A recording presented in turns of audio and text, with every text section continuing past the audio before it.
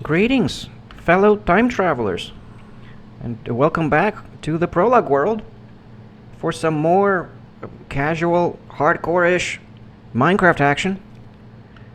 Please join me today on this adventure. I'm going to be doing some very exciting things today. I have a very special episode lined up for you. I'm going to be talking about some very serious, very important topics. This is actually the most important thing to me. This is my biggest... kind of what I'm all about. Family Time Revival. And it's kind of a follow-up to yesterday's episode. I'm going to go ahead and sleep through the night. It's kind of a follow-up to yesterday's episode. It's more along the lines of what motivates me and what I believe is a common motivating factor for many non-religious people, myself included. And it's kind of more specific in my case, because it's beyond just family. Alright, but I'm going to get to that after let me go ahead and start doing things. I need to start doing things first, because I want to be doing things while I'm talking. I think I got some inventory business to take care of, I think. No, not really. Oh, well, I need to put the shovel to rest and bring this chop axe with me, because I'm going to be doing a lot of tree chopping today. I think everything else is basically good. I don't really need to be carrying the oak logs with me for now. I'm about to get a lot more oak logs. Yeah, let's just put all of that in here actually. Yeah, sure. Let's just do that. And I expect to be chopping a lot of trees. Getting a lot more saplings. I'll leave like one block open for the birch logs. I'll probably have some birch logs going on as well. All right, I think we're good. We're good. We're ready. We're all set to go on the adventure. No, there's a zombie, a gold armored zombie. Let's see. I think that's about it. I don't see any creepers. I think this is going to be an easy fight. Fairly easy fight. Just a zombie. Ooh-wee. I killed a zombie. Oh, there's some more zombie flesh over here. Gotta love free zombie flesh. I'm just gonna go ahead and stash that in my drops chest right away, because there's no need to be carrying that stuff around with me. Probably smells really bad, just chilling in your pocket like that all day while you're chopping trees.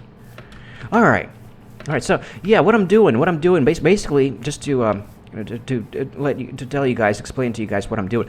I'm going to be building a retaining wall over here. I'm going to be carving all of this dirt up to that retaining wall, and then filling in the dirt underneath that strip so far. It's all going to get filled in with planks. It's going to be a pretty long retaining wall. It goes pretty far into the woods there, and basically, I decided that before I shovel down this dirt that's in front of the retaining wall that I need to build, I'm doing this so that I can build a cow farm in front of it. In front of it, it's going to be a very long, fenced-off area that's going to be a very large cow farm with lots and lots of cows in it.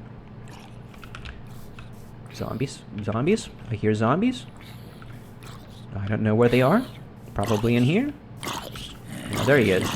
That's all right. I'm not too worried about those guys. Those guys are going to be all right. So, yeah, but I decided that before I go ahead and shovel down the dirt, I should actually secure the area above first. Because what's going to happen is, as I'm shoveling this dirt away, inevitably, I'm sure of it, a creeper is going to jump down right on my head from the top, from this ledge. It's just inevitably going to happen while I'm digging the dirt underneath. So I am kind of worried about that. So I would like to go ahead and chop all of these trees down and put up a fence all along this entire strip, just to prevent that from happening, to feel a little safer while I'm digging. And then I can take my sweet time digging the dirt and not have to worry about every little sound that I hear, every little hiss or grr sound that I hear coming from the top. So it's going to be a good bunch of tree chopping. I guess I don't need to go, like, I don't need to chop these trees down that are up here at this level. These trees are going to be all right. I just want to chop down, like, the ones that are closer to that ledge. I mean, I technically don't really have to chop these ones down either yet. I just kind of want to open up this space because, I mean, they're going to have to go eventually. So I might as well just go ahead and do this now. Because a bunch of this dirt up here, I'm going to kind of want to shovel it down, shovel it away. So yeah, let's just go ahead. Why am I still talking? Talking about this? I need to move on with the day, move on with the episode, and start talking about the subject at hand. Very important, very serious conversation that I need to have with you guys about family tribe revival, as kind of what to me is the main, the leading motivating factor in my life.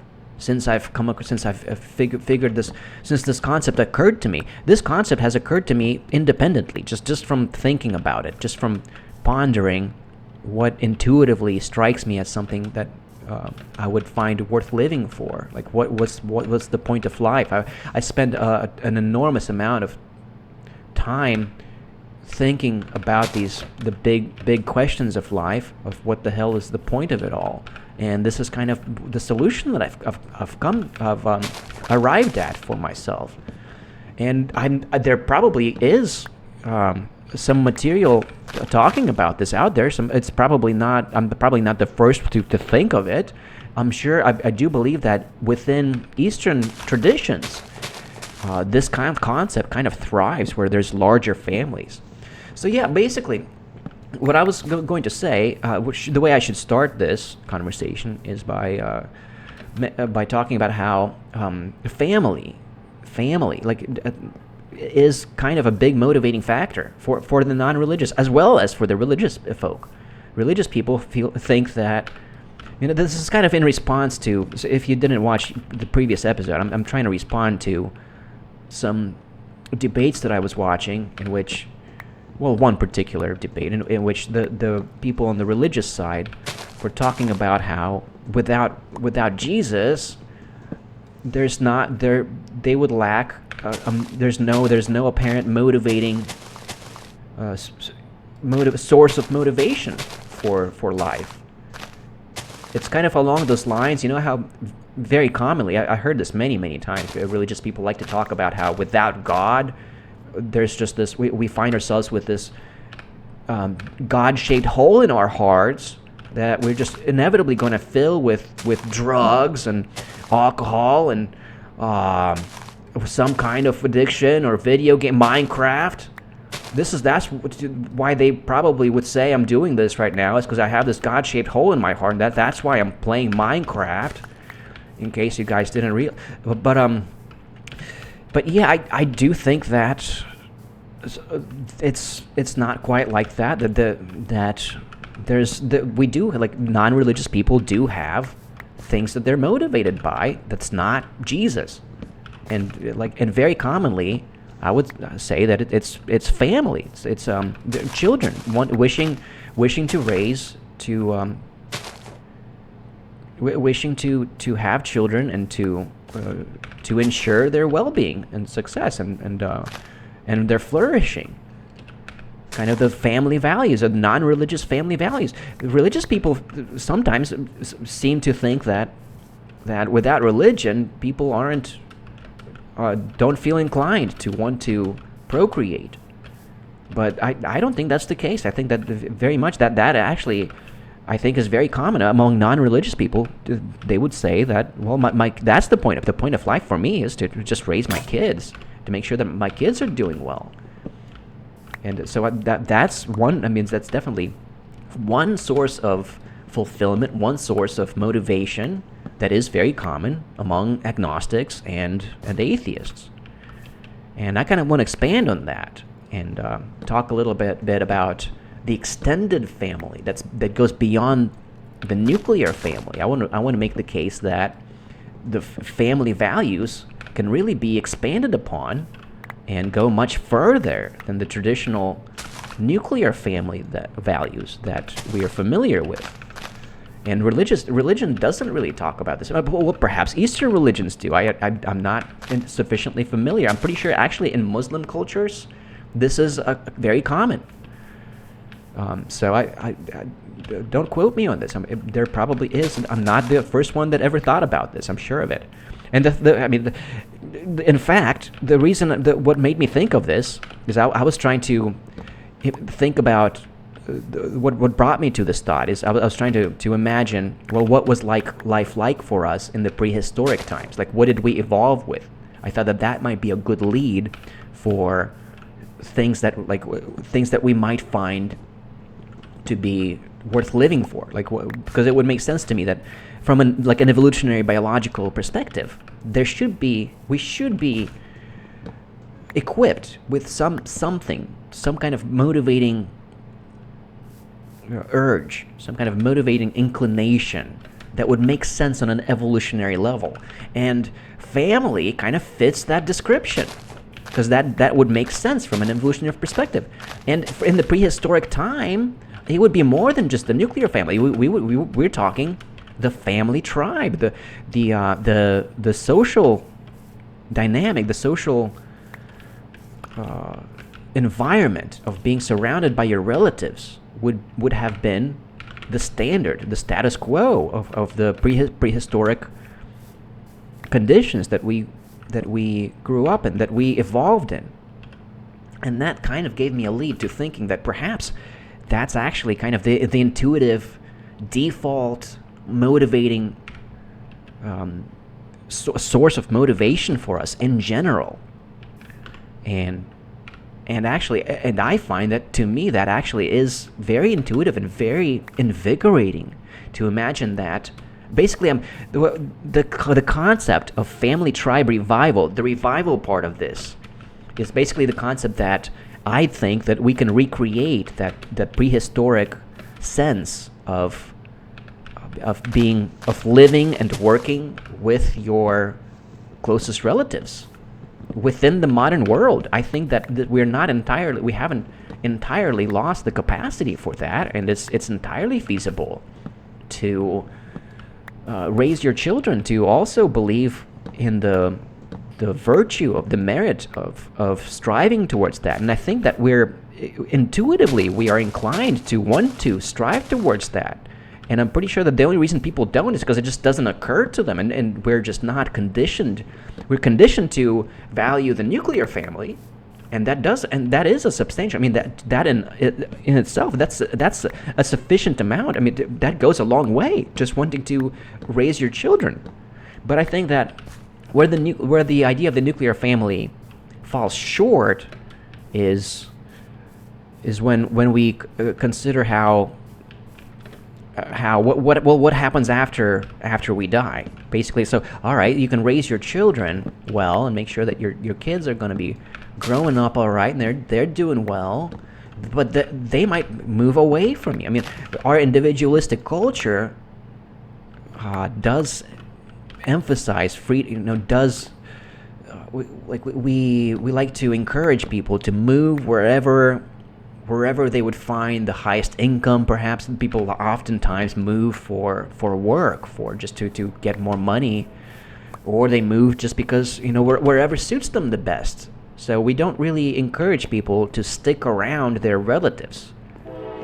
Although, if you ask any mother in the world, any father, any mother in the world, any grandparent in the world, I'm sure that they would tell you that they would be very happy if their children chose to live right around where they live, to stay close to them, and not move away from their family. So I think that biologically, that is a part of us where we would actually prefer that our children stick around, stay close by, and ideally, the closer the better. I think that actually, we would probably feel most satisfied, most fulfilled if we found our children essentially living next door.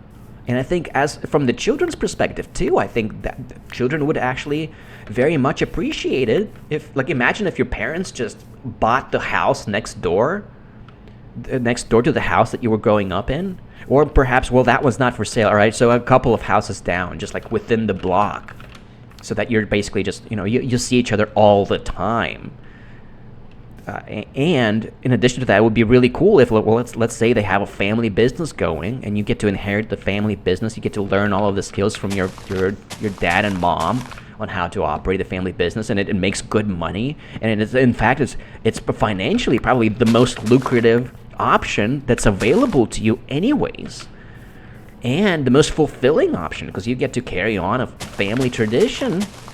And I'm pretty sure that kids, that this is not like a restriction on children's liberty. I'm pretty sure that if you give children the choice of doing that, or pursuing their own career path, going to college to pursue their own career, I think children would actually prefer to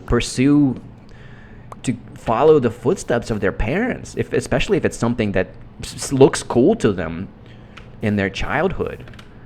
And children are very easy to inspire in that regard. I think children intuitively, naturally are inspired by their parents, by whatever their parents are doing. You grow up, if you see it, especially if it's something that's visible to you. In our culture, it's very often you don't really see what work your parents do. But if you do get to see what work your parents do, if your parents say, or have a job that's the kind of job that you can take your kid with you to work, like perhaps it's some kind of a maintenance job, or a construction, like a private construction work or something like that, where you're on your own time, and it's not really, you don't have to complete things in a timely manner, and it's okay to have your kid with you because it's not a significant safety concern, or you're not really working for like some big company where that would be a big concern, and it's just okay to bring your kid with you. Kids freaking love that. I mean, I'm sure if there's any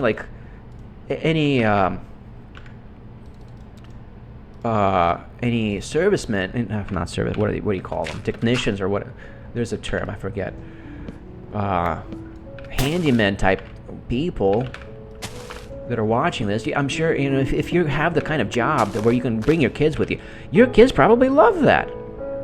And I think kids are very much attuned to just want to do whatever their parents are doing, and many people end up doing exactly that. So I don't think it's at all some kind of a restriction on what your kids end up doing. I think the kids would naturally want to join the family business, and would probably naturally want to stay around, especially if you just get the house for free. If your parents just purchase the house for you that's next to theirs, especially if you get along well. I mean, I guess you also need to get along well with your parents, and that's something that depends on the kind of values that your parents subscribe to. I do think that values are a big aspect of making this work out.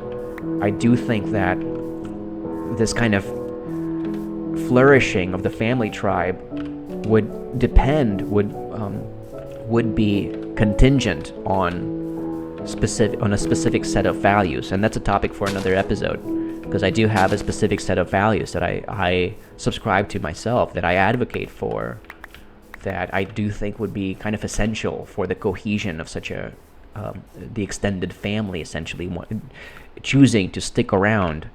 And that's a big ask. I do know that that's a big ask. It's a big churn. It's a big change from the individualistic culture that we're conditioned to favor.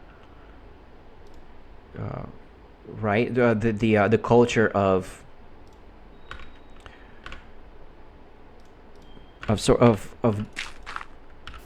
going wherever suits you the best, of doing whatever you please, whatever makes the best money for you, of marrying whoever you want. I think that there's merit in prearranged marriages, and I don't think they're necessarily that bad. I think that in many cases, I think people wouldn't mind at all if their parents helped them out with finding their spouse. It's not like you.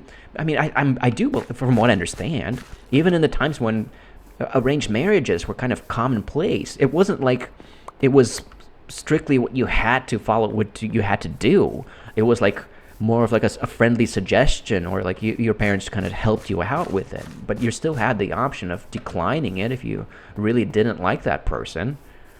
So I think that there's nothing wrong with that whatsoever. Like, and I think that makes for an excellent cause that for friendships to persist. I think that that's an excellent reason to be friends with people that you know well, that share the intention of sticking around. All of this is contingent on people's on the intention of sticking around, on valuing your locality, valuing the place where you currently live in, and committing yourself, on commitment to the place that you live in. So I do think that we're still good on tools. I still got another chop axe. I'm still good on tools. I don't really need to go back to the chests yet. I'm going to keep chopping trees. So yeah, all of this is contingent to the commitment to location. But I think that also kind of comes natural to us, and I think that it's really cool to be a local. I'm sure any of you guys that had moved, I bet you can all confirm this. If you move to a different place, like, nobody will say against it. Nobody will tell you that there's something wrong with that, or if it's some kind of detrimental or something. But I'm sure that if you ask, like, which one is cooler? Is it cooler to be a local person, to stay where you're at and to make it a better place? Is it cooler to do that, or to move away to some other place that seems greener on the other side, to where it seems cooler, to where perhaps the climate is better, or the social environment is better, or something like that? Which one is cooler? Like, as a person that, like, if a person was to stay where they're at on the principle of choosing to, because they love the place where they're from, and they want to make it a better place instead of moving somewhere else, I would think that that's extremely admirable, and I think that it's definitely much cooler. And from my experience as an immigrant, I immigrated to the U.S. from freaking Russia when I was a kid, when I was 10 years old. I'm not a native born. English is my second language. I didn't know English when I moved. From that experience, my experience has been that I kind of regret it. I wish that we never moved, because even though like I'm sure life would have been much more difficult perhaps in Russia, but maybe not. Maybe it wouldn't have been much more difficult, actually. I mean, that's kind of it's hard to make that assessment, to be frank, in retrospect, because there's a lot of aspects of Russia that I still kind of miss a lot, but I kind of wish that we had stayed. Me and my mother moved here when I was 10 years old. But the thing is, I never felt like I was a local. Like, I even though I've lived in the same city that we moved to, at Cincinnati, Ohio. I'm a proud Cincinnatian, and I do now.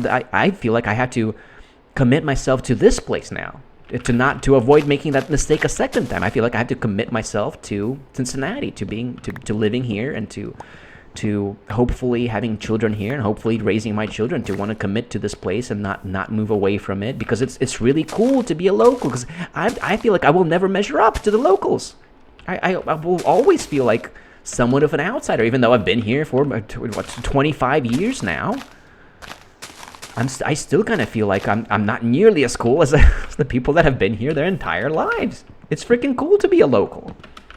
So I think that's something that's natural to us and is intuitive to us, that makes sense on a evolutionary biological level, that we're kind of we are wired for that it's something that we are attuned to. So yeah, where was I going to this? So yeah, I would like to make the case that I think that, to respond to the religious claim that without God there's this massive God-shaped hole in your heart that you end up filling with hedonistic things, I would like to respond to that with that perhaps God is actually filling in the massive hole in your heart left by the family tribe, because that's the part of our modern culture that's what's missing from modernity.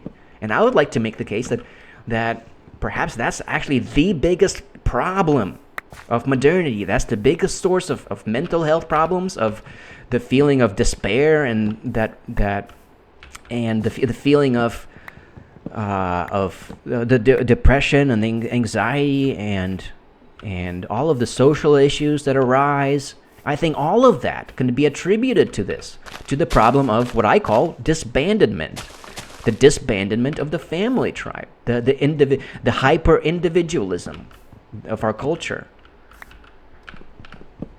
So I am opposed to that. I think that it's important for family members to stick together and basically the way I see it is, once you have kids, that's the point of your life. The objective of your life becomes ensuring the well-being, the welfare of your kids after you have kids. And I kind of have a conditional natalism perspective, where I think that I do think that it's worthwhile and advisable to have children. So I disagree with the anti-natalist, but I'm a conditional natalist. Like I would argue that it's important to be well situated financially before you have kids. But that's a topic for another episode, and it's a very spicy topic that I don't want to get into right now. But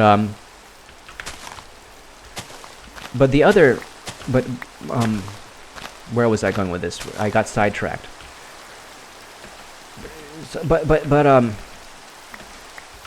Yeah, conditional natalism. Oh yeah, the children, basically, once you have children, I think that you ought to regard that as the purpose of your life, to ensure that your children are going to be growing up well. Which doesn't, like, to me, that doesn't end when your kids are grown. Like, I think for the rest of your life, that is the objective of your life, to do whatever you can to, like, ensure the well-being of your children, to ensure that your children's families do well. That it's like, I oppose the concept, the traditional individualistic conservative concept of the self-made family man. Like, I believe that actually it's much more that it's fairly admirable and advisable for parents to continue supporting their children well past the whatever age. You know, there shouldn't be a cutoff point for that. You should just continue to support your children for the rest of your life. I mean, the family, the biggest. I think that's kind of the biggest, the most valuable aspect of family and of the extended family. And it's the financial support, the financial safety net that I do believe family ought to provide for the younger generation. Not just your parents. I mean, if you were part of an extended family, like these sheep, if you were like the sheep, this is tribe revival. If you were like the part of the extended family, and I kind of want all of these guys in the same shot. Do I have any wheat over here? I kind of want these guys in the same shot.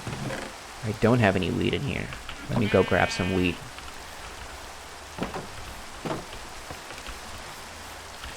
I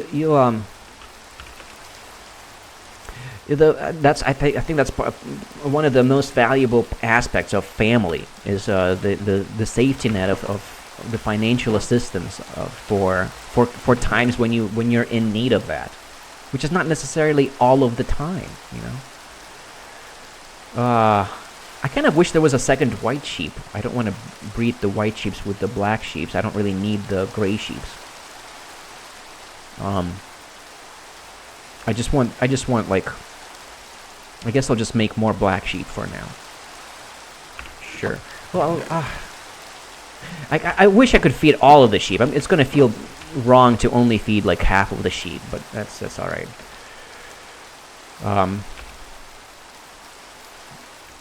I just wanted them all together for a picture. And that's a kind of another topic of where does the concept of diversity fit into this, right? Of would, I mean, because yeah, I mean that is something that I would like to talk about, because I think that I would make the case that it's really not whatsoever opposed to diversity. Like I imagine different family tribes of different backgrounds, different ethnicities, happily living next to each other in the same neighborhood. You know, I think that that would actually work out just perfectly fine. So I would think that this isn't necessary. Why are they not coming over to me? Oh, because it's on 7. I put it on the 7 key. There we go. 7 key. I was holding the 8 key. This is what I get for not having my inventory turned on. Hey guys, come over here. Come over here. We're gonna make some baby sheep. Gonna have some baby sheep going on here. There we go. Now we gotta. Oh, no, come back. Come back. Look this way. Sheep. Come over here. I got the token white sheep over here. Why are they not coming over? Oh, what happened? Oh, because I fed it all. I fed all of the wheat. That's right. That's why I'm like, I'm holding it. No, I'm not holding it. I fed it all. All right. Well, I think I had them in the same shot long enough. Darn it! I screwed up. I should have brought more wheat with me. I forgot that if I was gonna feed the wheat, that I'm not gonna have any hold any of it to actually bring them together. All right. Well, I hope I had enough, shots of that for the thumbnail. I like to take a screenshot of the actual gameplay for the thumbnails. Anyways, I should bring this episode to a close. It might have been 4 days. This might have been an extended episode. I'm not sure if I might have gone for longer than I anticipated. I'm not sure. It may have fit in fairly well within 3 days. I think I basically said everything I wanted to. But yeah, I think that that's actually a very invigorating concept to us. Family tribe revival, of wanting a large extended family to belong to. And this is not something that would happen very quickly. I would expect it to take 7 generations for such a revival of a family tribe. You wouldn't see the completion of it within your lifetime. It would take longer than your lifetime to actually see completion of this. But the concept is so extremely invigorating to me, and I think that it's probably something that's generalizable. That I think most people would find that concept very invigorating to them. It's like it's inherently, intuitively, something that feels like it's worth striving towards, and I think it's more invigorating than freaking Jesus. I think that's a more motivating concept than freaking religion, than the heavenly rewards or whatever, or following Jesus or whatever it is for you. And it's not necessarily mutually exclusive either. Like, you could have a religious family tribe, and that would work out just fine, just as well. And I guess we're gonna have to end this episode on a rainy occasion. Did that Enderman just teleport inside of my house? I don't see him. Doesn't seem like it. I heard an Enderman teleport somewhere. All right, I'm just fiddling around with the inventory, getting my inventory in order before I end the episode. I should basically draw this to a conclusion, to a close. I basically said everything I wanted to. What else? I got a little index card over here. Yeah, I think it's innately invigorating, and I would say that religion fills the family tribe hole. That is the other way around. It's yeah. That's about it. So oh yeah, I was gonna talk about how I think it's more it's more motivating than the concept of the nuclear family. Jesus, this rain really wants me to stop talking, I think.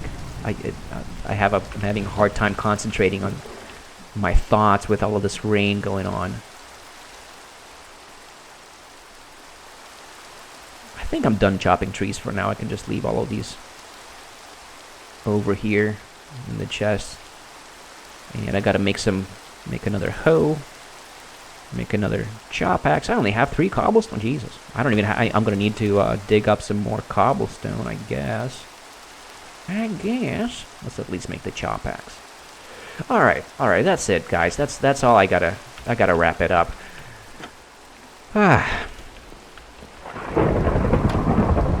Cozy thunderstorm. While I'm inside, I don't have to sleep through it because it won't hurt me, because it's going to just temporarily set the roof on fire, and the fire's going to immediately go out because it's raining. I'm going to be just fine. I can just hang out here and watch the storm through the night. Isn't this very peaceful and relaxing? All right, well, I guess that's it for today. That's it for this episode. I got to wrap it up. There's a couple more things that I wanted to talk about. The Hatfields and McCoys, how this relates to the nuclear family. And I was going to talk about how currently, for the time being, I'm even though I have this, I do find this concept very invigorating. I am also, despite that, kind of demotivated currently by the chronic illness that I'm kind of struggling with lately. Up until I guess I'm on a path to recovery now. So I got something to look forward to, but it's pretty demotivated. It's just inflammation. It's just chronic inflammation. It's the SIRS, the chronic inflammatory response syndrome. But I shouldn't talk about that now while it's storming. It's so gloomy and stormy. I'm just gonna sleep through the night and end this episode on freaking sunny morning. Jesus. So yeah. There we go. It's gonna clear up now. But yeah, on that note, I really gotta bring this episode to a close. I was gonna talk a little bit about the chronic inflammatory response syndrome that I have confirmed now that that's what I'm dealing with. So that is kind of a demotivating factor for me currently. It's pretty it's been kind of disappointing that it's gonna be a long path to recovery from what I understand. I've just recently figured this out. But that's a topic for another day, and that's something I'll probably discuss in future episodes. This is it for the year. This is my final episode of the year, so I'm gonna end this with a Happy New Year's to all of you. Wish you all Happy New Year's, and I really appreciate your viewership. If you made it to this point, please let me know what you think. If you have any thoughts, if you have any feedback, let me know what motivates you. How do you feel about this? Does the concept of the family tribe revival, is that something that appeals to you? Did that strike a chord in your subconsciousness?